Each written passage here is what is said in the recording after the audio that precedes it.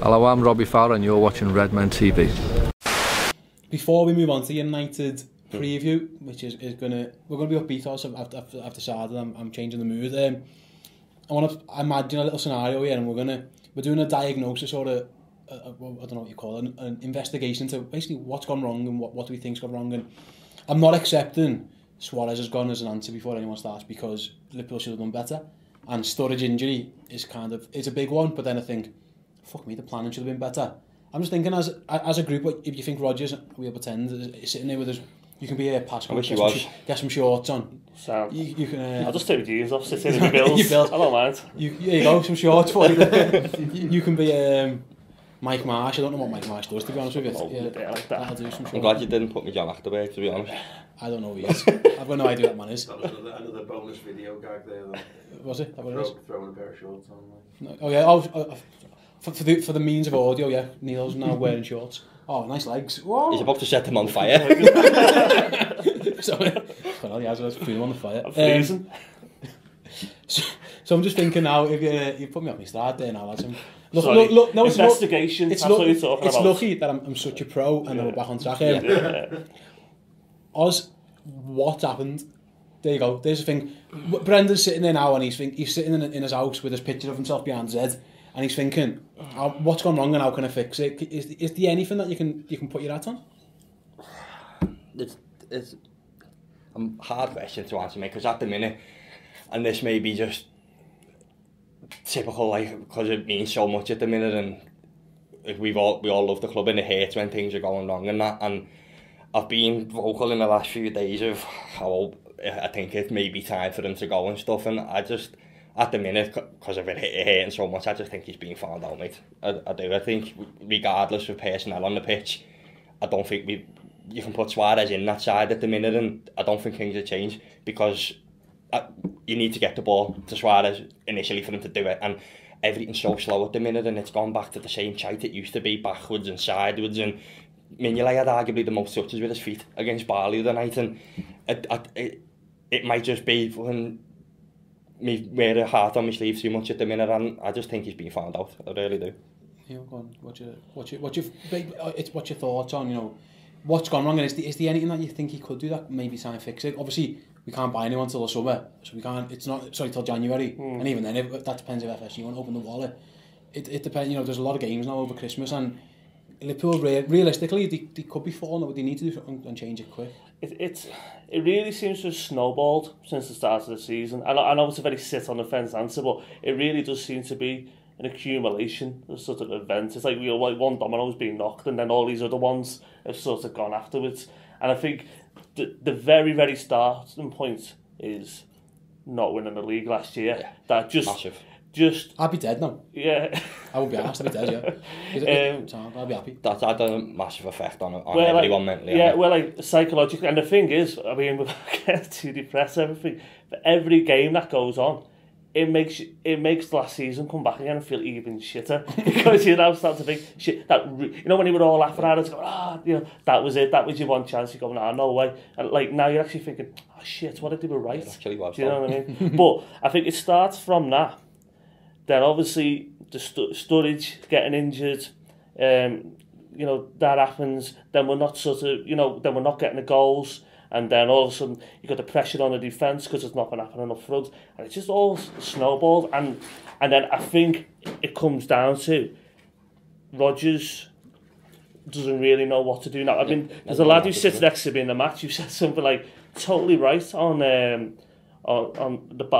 Basel game, which just shows you how much of a mess it is. It's normally you're at the game and like it's not going well, and you're like, well, right, we take him off, we bring him on, we take him off, we bring him on, and you have some sort of idea. I think now, not that it really matters whether we know what happens or not, because we're fans, it's not down to us, but I think Rodgers is probably a little bit like the fans, where you're looking at it going, I haven't got a fucking clue anymore. You know what I mean? There's like sort of no solution seems particularly good, and you go to any person, they're going to come up with lots of different things, and the whole thing just seems to be a little bit of a mess, and that's why I was sort of saying earlier about the idea of trying to stop the rot and sort of trying to shore things up makes sense, and that was working up to a point, but that only works if you've then got the idea after that for what you do next. So that could have been working, but I just think it's loads and loads of things. But essentially, it's also down to, you know, the player recruitment in the summer. I mean, I remember sitting in here being quite happy with the players. You know, so, I mean, hindsight's a wonderful thing. And I remember, I think we were giving it marks out of 10, what we sort of thought it was. You know, it's a summer window. I think I gave it like a 7 or something like that. And, you know, it was looking good, but obviously it hasn't worked out with players. Well, too many being played at once, or deciding he doesn't want to play some. I mean, the whole thing is just a calamity, to be honest. So apart from the goalie can't catch and can't kick, the full-backs are shit, centre-halves are shit, midfielders can't score a goal, Steven Gerrard's legs are gone, Ricky Lambert can't run, Markovic and Lallana seem to not be in favour, Sacco doesn't like Sacco, Moreno keeps making mistakes. Other than that, it's sound, I think. Anything else? Oh, and Balotelli as well. Yeah. I think what in hindsight, and in seriousness, the issue for me comes from if you're relying on Dan Sturridge to be fit for 30 games or 50 games, then you're clearly insane. Because Daniel Sturridge got an injury record like that in Anderton. It's ridiculous. He's a sick note. He just is. It's just who he is. And the manager's comments the other day about Balotelli, and that's what I want to speak about again. He's almost admitted it was kind of like, well, we needed someone. He become available, and we took a gamble. And he had no choice but to admit that, mate. We're not soft. Everyone from the outside looking in knows exactly that's what it was. And it was... It was a smack a good planning, considering we've got a committee of the fellas whose job it is to It screamed of... Like, the other day, I've had a debate with someone on a... Yeah, I having these debates on Twitter. Who told me... Well, I went on a rant and he told me, like I said... Really, you? The club known for 6 months. We know it. That's where Suarez was going. Signing the contract was to protect his value. We know it. The club knew it.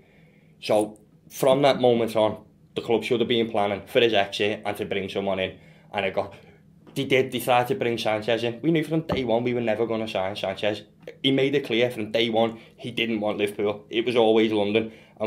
It just screamed of us using the Arsenal tactic for us to come out and say, oh, well, we tried for him, but we've ended up with him. It's not good enough, and it's shite. We had 6 months to put a plan together to bring someone in to score his goals, because as you said, there's absolutely no way on God's green earth Daniel Sturridge stays fit for a 38, 45, 50, 60 game season. It's impossible for him to do.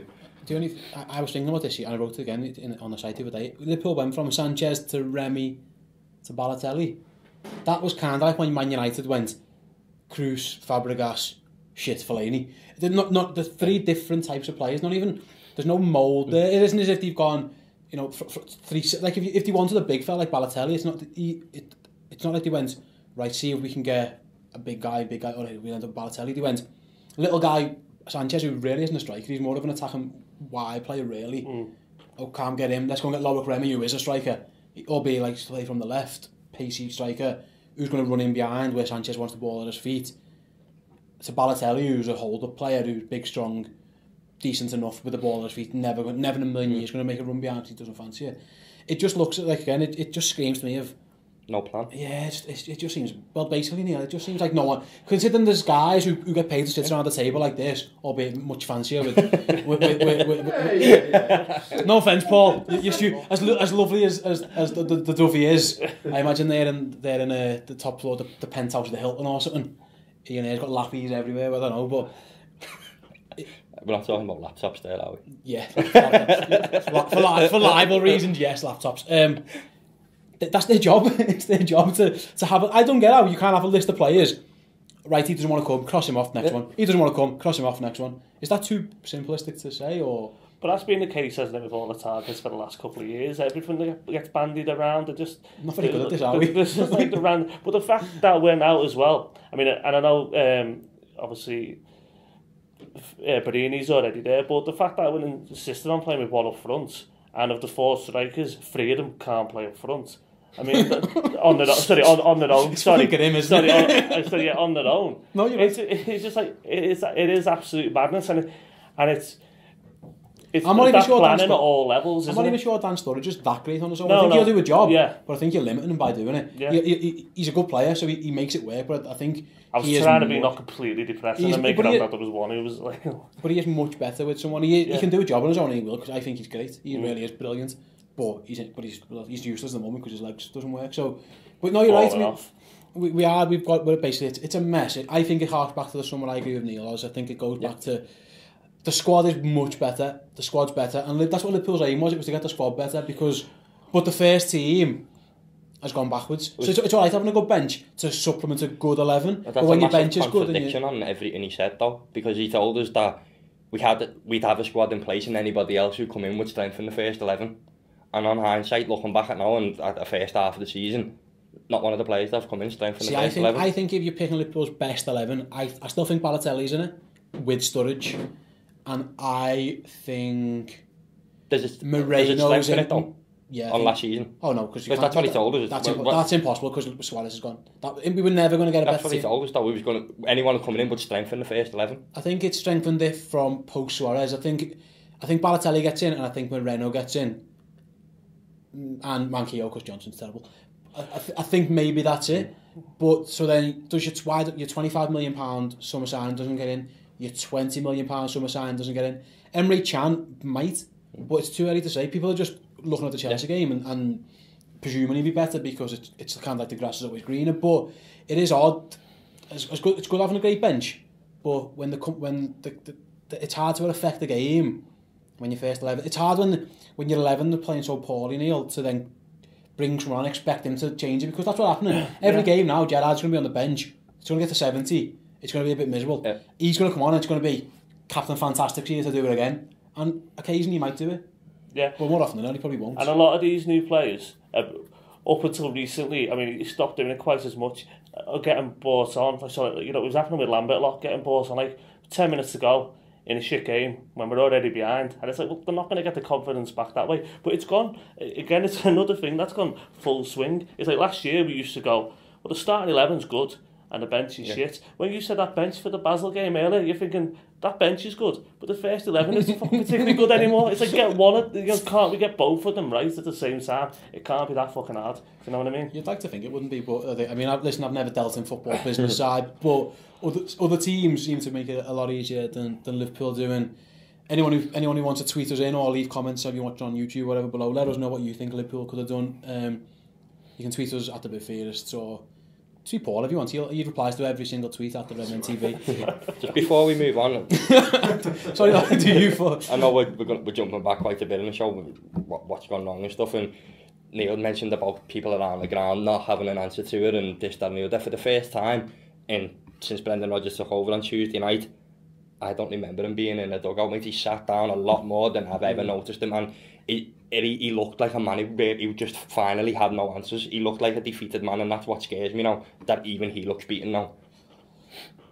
Yeah. Just to end it on a glorious note. I appreciate that. You've done well there to lighten the mood. How can I lighten the mood, sorry, if you're watching on audio, when that's what I'm looking at, Brendan Rodgers looking so disappointed. Sorry to dish the magazine, but when I'm looking at that, that's killing me. That's killing me. It's raining, Bren. It sure is, Bren. It sure is. Okay, round one, the club. Adam, first and foremost, what year was Manchester United founded? 1878. That was technically Newton Heath were founded in 1878. I think you'll find Man United were founded 1905. in 1902.